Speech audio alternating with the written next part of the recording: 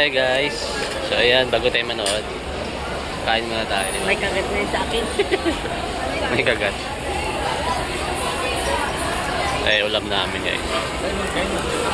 Sinigang na pork, pusit. Bon. Ayan. Ito, ginawasan ko. Guys, ng sini today guys. Napanoorin namin yung Avatar. Ayun, kasama kong tatlo guys.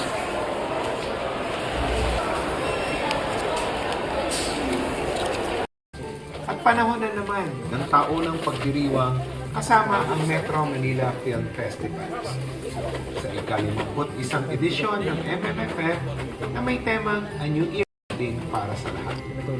Mga kwento ng pamilya, pag-asa, pagmamahal, katapangihan,